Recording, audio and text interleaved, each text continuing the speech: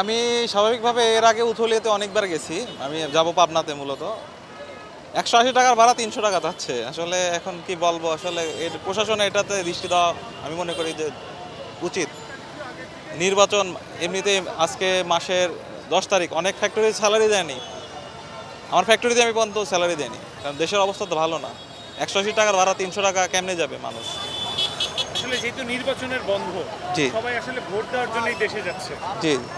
নির্বাচনী দলগুলো কি আসলে এই বাস স্ট্যান্ডগুলো কি তাদের পর্যবেক্ষণে রাখতে পারতো কিনা?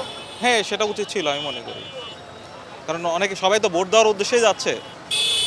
সকলের উদ্দেশ্য মানে আমার বলা যে সবার উচিত ছিল এটা এটা সবাই এটা দেখা উচিত ছিল আমি মনে করি।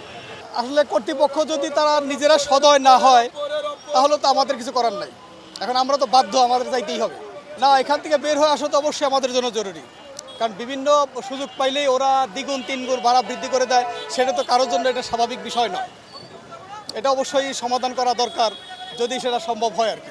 মানে বাংলাদেশের সার্বিক কল্যাণের স্বার্থে শুধু এই যোগাযোগ খাত না, আমাদের সমগ্র খাতেই আসলে উন্নয়ন প্রয়োজন। রাজনৈতিক নেতারা যারাই ক্ষমতায় আসুক, সেটা দেশের সকলের কল্যাণ যেটা হয় সেদিকে কার্যক্রম করুক, সেটি আমরা তাদের কাছে আমাদের প্রত্যাশা।